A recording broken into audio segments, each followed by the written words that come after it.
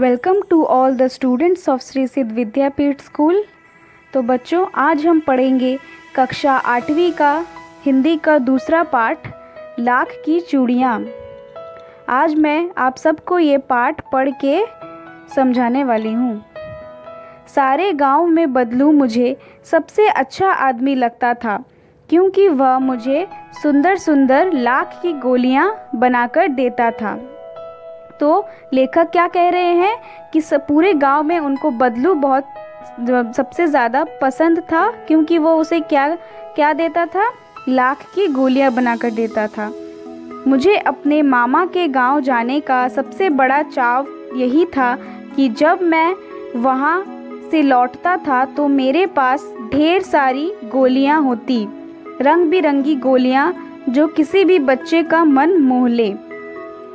तो बदलू जब अपने मामा के गांव जाने का उसका सबसे बड़ा इच्छा क्या था, बस सबसे बड़ा चाव किस बात का था कि वहाँ से लौटते समय उसे बहुत सारी रंग बिरंगी लाख की गोलियाँ मिलती थी। वैसे तो मेरे मामा के गांव का होने के कारण मुझे बदलू को बदलू मामा कहना चाहिए था, परंतु मैं उसे बदलू मामा न कहकर बदलू काका कहा करता था, जैसा कि गांव के सभी बच्चे उसे कहा करते थे। तो वो उसे जैसे कि वो गांव में वो किसका गांव था, उसके मामा का गांव था, लेकिन वो अपने बदलू मामा को वो जो उनके जो मामा है उसको सोचा था कि उसको बदलू मामा कहना चाहिए था, परंतु लेकिन वो उसको बदलू काका कहता था, क्योंकि वहाँ के सारे बच्चे उसे उसी नाम से बुलाते थे। बदलू का मकान कुछ ऊंचे पर बना था। मकान के सामने बड़ा सा सहन था, जिसमें एक पुराना नीम का वृक्ष लगा था। उसके ही नीचे बैठकर बदलू अपना काम किया करता था। बगल में भट्टी दहकती रहती, जिसमें वह लाख पिघलाया करता। तो बगल में कुछ भट्टी थी जहाँ पे वो क्या करता था, लाख पिघलाया करता था, जो गोलियां बनाने के काम में आते हैं। सामने एक लकड़ी की चौखट पड़ी रहती, जिस पर लाख के मुलायम होने पर वह उसे सलाखे के समान पतला करके चूड़ी का आकार देता था। तो पास में एक भट्टी रखी हुई थी जहाँ पे वो क्या करता है, सलाखे मतलब उस सलाख के समान पतला करके, मतलब एकदम सलाख मतलब बहुत पतला करके चूड़ी के आकार देता था। उस लाख को किस आकार का देता था, चूड़ी के आकार का देता था। पास में 4-6 विभिन्न आकार के बेलन नुमा मुंगेरियाँ रखी रहती, जो आगे से कुछ पतली और पीछे से मोटी होती। सामने कुछ 4-6 विभिन्न आकार के बेलन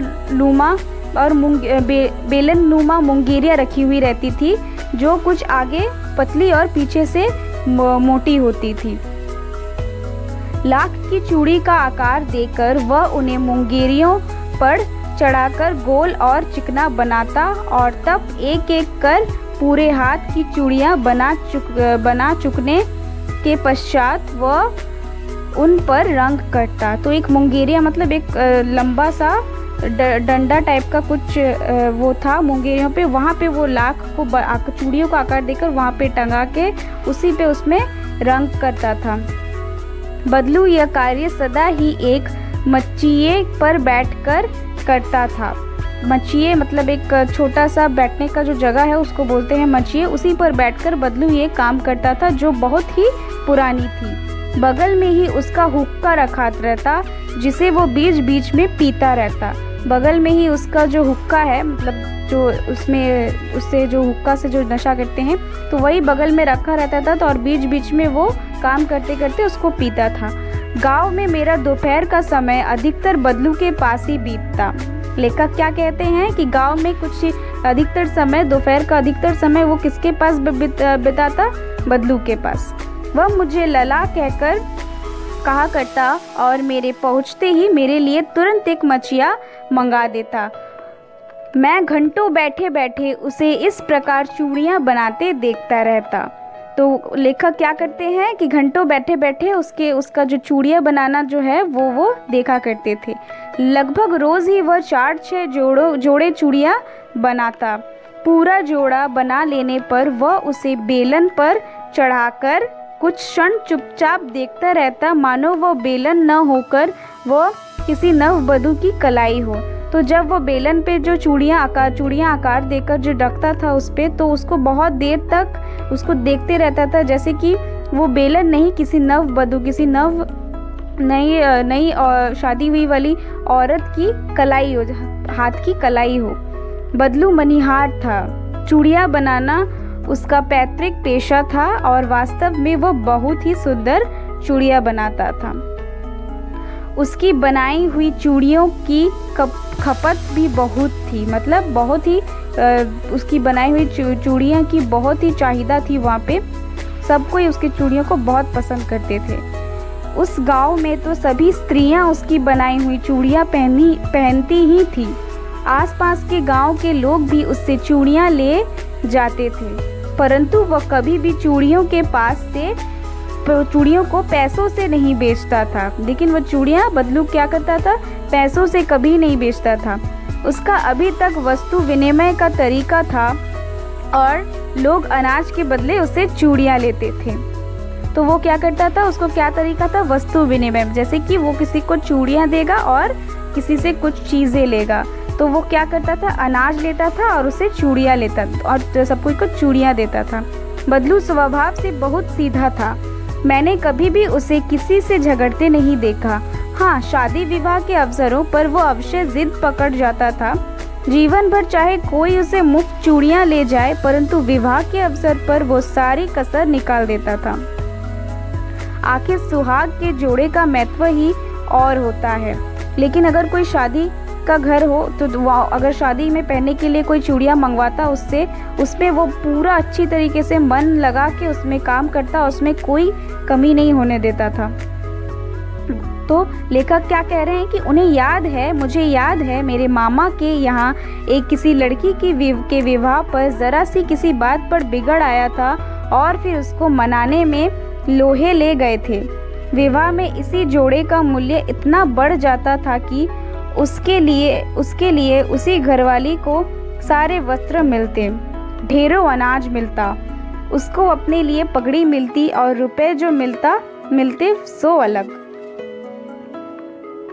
तो इस विवाह में एक लड़की का जो विवाह था उसमें थोड़ी सी जो बिगड़ गया था, तो फिर उसको मनाने के लिए लोहे लग गए, बहुत लोहे लग गए। जो बिगड़ अगर गए तो उसमें उसने बहुत कुछ लिया, उसमें बहुत सारे अनाज लिए, बहुत पगड़ी भी मिली, बहुत रुपए भी मिले। यदि संसार में बदलू को किसी बात से चिढ़ थी तो वह थी कांच की चूड़ियों से। तो उसे किस बात से चिढ़ थी बदलू को? कांच की चूड़ियों से। उसे लाख की चूड़ियाँ वो उसे पसंद थी, कांच की चूड़ियों से। यदि किसी भी स्त्री के हाथों में उसे कांच की चूड़ियाँ दिख जाती तो वह अंदर ही अंदर कुढ़ उठता और कभी कभी तो 2-4 बातें भी सुना देता। अगर उसने किसी औरत पर कभी कांच की चूड़ियाँ दिख जाती तो वो अंदर ही अंदर कुढ़ उठता, मतलब अंदर ही अंदर बहुत गुस्सा हो जाता और 2-4 बातें उसको भी सुना देता, मतलब जिसने पहना है, जो औरत ने, उसको भी बहुत 2-4 बातें सुना देता।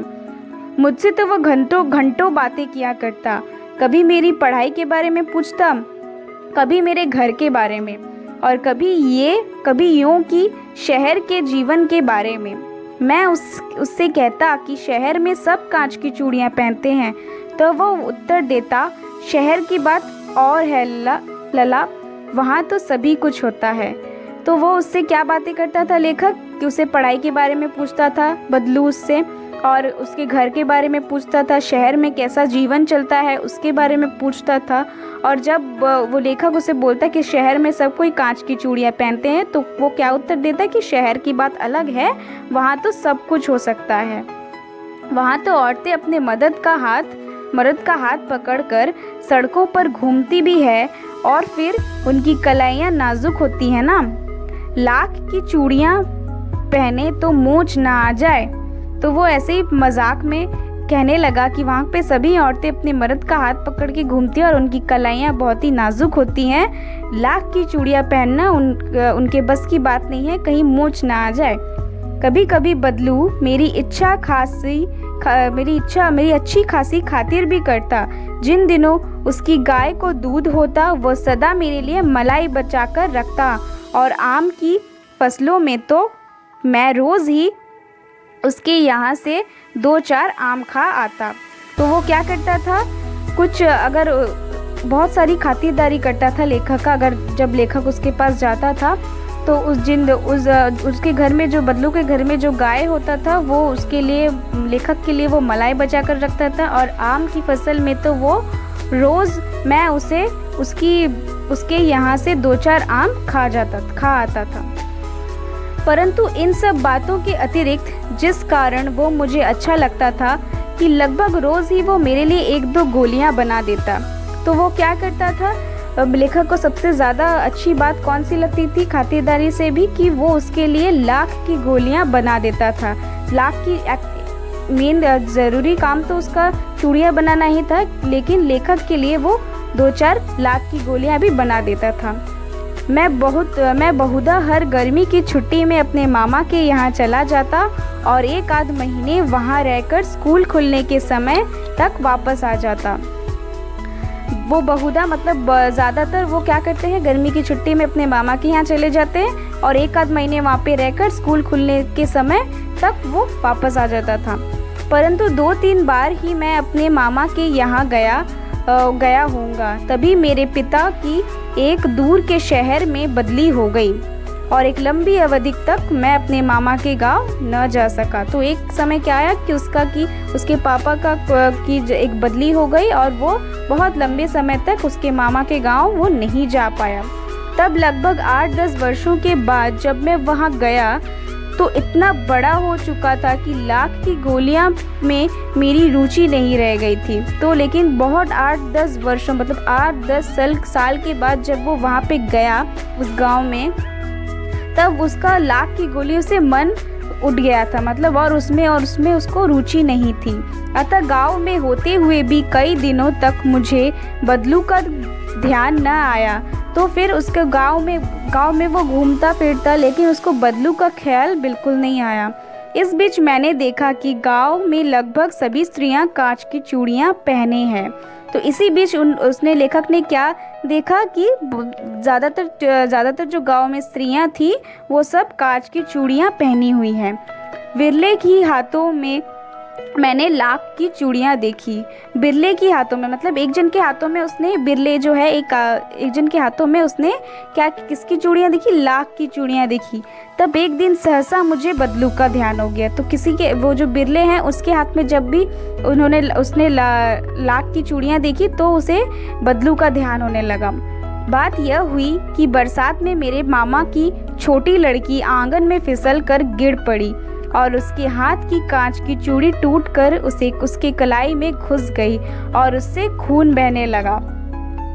तो एक बार क्या हुआ, लेखक के जो मामा की जो छोटी लड़की है आंगन में फिसलकर गिर गई और उसके हाथ में कांच चुभ गई तो और खून भी बहुत निकलने लगा। मेरे मामा उस समय घर पर न थे, मुझे ही उसे मरहम पट्टी करनी पड़ी। तभी सहसा मुझे बदलू का ध्यान हो आया और मैंने सोचा कि उससे मिल आऊं। अतः शाम को मैं घूमते घूमते उसके घर चला गया। तो लेखक शाम को घूमते घूमते बदलू के घर गया। बदलू वही चबूतरे पर नीम के नीचे एक खाट पर लेटा था। नमस्ते बदलू काका, मैंने कहा। लेखक ने कहा कि नमस्ते बदलू काका। नमस्ते भैया, उसने मेरी नमस्ते का उत्तर दिया और उठकर खाट पर बैठ गया। मैं हूँ जनार्दन काका, आपके पास से गोलियां बनवा कर ले जाता था। तो वो लेखक क्या बोल रहे हैं कि मैं तो जनार्दन हूँ, आपके पास से मैं गोलियां बना कर ले जाता था। मैंने अपना परिचय दिया। बदलू फिर भी चुप रहा, मानो वह अपने स्मृति पटल पर अतीत के चित्र उतार रहा हो। मतलब वो चुप रहा क्योंकि वो सब भूल चुका था, वो सोचने की कोशिश कर रहा था। स्मृति पटल मतलब वो अपनी याददाश्त को तेज करने की कोशिश कर रहा था, याद करने की कोशिश कर रहा था। और तब वो एकदम बोल पड़ा, आओ आओ लला बैठो, बहुत दिन बाद गाँव आए। लेकिन अचानक से उसको सब याद आ गया और उसने उसको बुलाया कि लला आओ बैठो, बहुत दिन बाद गाँव आए हो तुम। हाँ, इधर आना नहीं हो सका काका, मैंने चारपाई पर बैठते हुए उत्तर दिया। तो उन्होंने बैठते हुए उत्तर दिया कि वो यहाँ पे बहुत दिन से नहीं आ सका। कुछ देर फिर शांति रही। मैंने इधर उधर दृष्टि दौड़ाई, न तो मुझे उसकी मचिया ही नजर आई, न ही भट्टी। तो कुछ देर ऐसे वहाँ पे बहुत शांति रही। तो वो लेखक ने जब इधर उधर देखा तो उसे कुछ नज़र नहीं आया, ना तो मचिया नज़र आया, ना तो भट्टी नज़र आया। तो वो क्या बोलने लगे, आजकल काम नहीं करते काका? मैंने पूछा। नहीं लला, काम तो कई साल से बंद है। मेरी बनाई हुई चूड़ियाँ कोई पूछे तब तो उसने क्या जवाब दिया बदलू ने, कि उसका काम बहुत सालों से बंद है क्योंकि उसके चूड़ियों के बारे में अभी कोई नहीं पूछता। गांव गांव में कांच का प्रचार हो गया है। वह कुछ देर चुप रहा, फिर बोला, मशीन युग है ना ये लला। तो बदलू को क्या किस बात की दुख है कि गांव गांव में बहुत कांच का चूड़ियों का प्रचार हो गया है, इसीलिए। और उसने ये भी बोला कि मशीन का युग आ गया है। आजकल सब काम मशीन से हो जाता है। खेत भी मशीन से जोते जाते हैं और फिर जो सुंदरता कांच की चूड़ियों में होती है, लाख में कहाँ संभव है। लेकिन कांच बड़ा खतरनाक होता है, बहुत जल्दी टूट जाता है, मैंने कहा। तो लेखक ने उनको दिलासा देते हुए क्या कहा कि कांच बहुत खतरनाक होता है और वो टूट भी जाता है, नाजुक तो फिर होता ही है लला। कहते कहते उसे खांसी आ गई और वो देर तक खांसता रहा। मुझे लगा उसे दमा है। अवस्था के साथ साथ उसका शरीर ढल चुका था। उसके हाथों पर और मोथे पर नसें उभर आई थी। मतलब वो धीरे धीरे वो ऐसे देखने लगा कि बदलू बहुत बीमार हो रहा था, खांसता उसका खांसी कम ही नहीं हो रहा था और उसके हाथ पर नसें उभर आई थी। जाने कैसे उसने मेरी शंका भांप ली और बोला, दमा नहीं है मुझे। तो उसने उसको बोला कि दमा एक शरीर में जो प्रॉब्लम होता है तो उसका एक नाम है दमा। और उसने बोला उससे, जिसको लेखक का उसने मन पढ़ लिया और उसको बोलने लगा कि मुझे दमा तो नहीं है, फसली खांसी है। बस क्या बोला कि मुझे बस फसली मतलब थोड़ी सी हल्की खांसी है, यही 2 महीने से आ रही है, 10-15 दिन में ठीक हो जाएगी। मैं चुप रहा। मुझे लगा उसके अंदर कोई बहुत बड़ी व्यथा छिपी है। मतलब व्यथा मतलब बहुत बड़ी, उसमें उसके लेखक को लगा कि उस बदलू के अंदर बहुत बड़ी दर्द छिपी हुई है। मैं देर तक सोचता रहा कि इस मशीन युग ने कितने हाथ काट दिए हैं। कुछ देर फिर शांति रही जो मुझे अच्छी नहीं लगी। तो वो यही सोचता रहा कि इस मशीनी जो युग है इसने कितने हाथ काट दिए हैं, मतलब कितने लोगों का काम छीन लिया है। कुछ देर फिर शांति रही तो मुझे अच्छी नहीं लगी। आम की फसल अब कैसी है काका? कुछ देर पश्चात मैंने बात का विषय बदलते हुए पूछा। अच्छी है लला, बहुत अच्छी है, उसने लहक कर उत्तर दिया और अंदर अपनी बेटी को आवाज़ दी, अरे रज्जो, लला के लिए आम तो ले आओ। तो उसने बोला कि लेखक ने उससे पूछा कि आम की फसल कैसी है। तो बदलू ने क्या कहा, बहुत अच्छी है। और वो अपनी बेटी रज्जो को आवाज़ देने लगा कि उसके लिए आम लेके आओ। फिर मेरी ओर मुखातिब होकर बोला, माफ़ करना लला, तुम्हें आम खिलाना भूल गया था। नहीं काका, आम तो इस साल बहुत खाए हैं। वाह वाह, बिना आम खिलाए कैसे जाने दूंगा तुमको, बदलू ने उनको ये कहा, लेखक को कहा। मैं चुप हो गया। मुझे वो दिन याद हो आए जब वो मेरे लिए मलाई बचा कर रखता। गाय तो अच्छी है ना काका, मैंने पूछा। तो वो उसको लेखक को फिर से याद आ गया कि वो उसके लिए मलाई बचा के रखता था। तो उसने इसीलिए पूछा कि उसका गाय अच्छा है ना। तो बदलू ने कहा कि गाय कहाँ है लला, 2 साल हुए बेच दी, कहाँ से खिलाता। इतने में रज्जो उसकी बेटी अंदर से एक डलिया में ढेर से आम ले आई। यह तो बहुत है काका, इतना कहाँ खा पाऊंगा, मैंने कहा। लेखक ने कहा, वाह वाह, वह हंस पड़ा। शहरी ठहरे ना, मैं तुम्हारी उम्र का था तो इसके चौगुने आम एक वक्त में खा जाता था।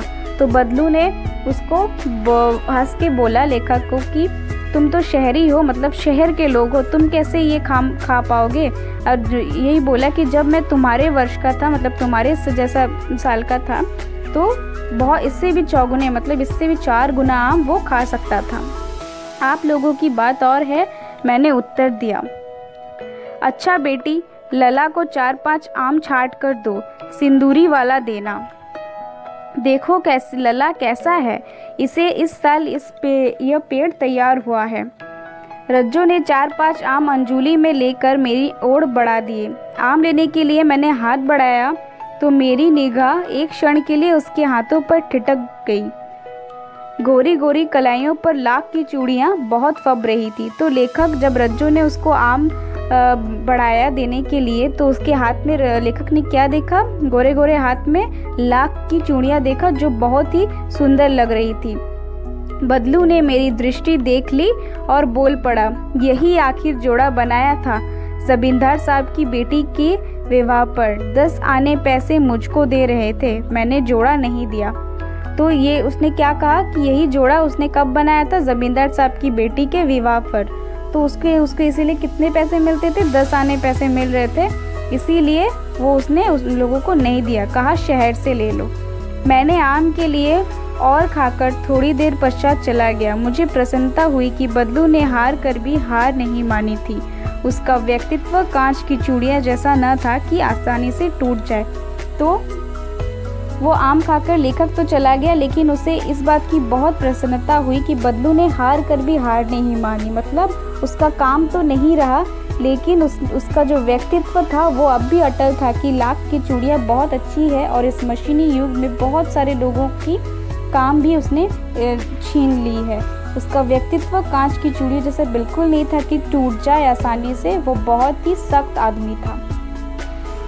इसके जो लेखक कौन है, कामतानाथ। तो बच्चों, यह पाठ आप सब अच्छे से दोबारा पढ़िए और दोबारा समझने की कोशिश कीजिए। इसके जो प्रश्न उत्तर है उसको हम प्रश्न उत्तर भाषा की बात जो भी है, अब प्रश्न अभ्यास है, उसके उत्तर हम दूसरे क्लास में देंगे। दूसरे क्लास में हम इसके प्रश्न उत्तर करेंगे। तब तक आप ये बहुत अच्छे से पढ़िए पाठ, और अगर आपको कोई भी डाउट हो तो मुझसे पूछ सकते हैं। Thank you.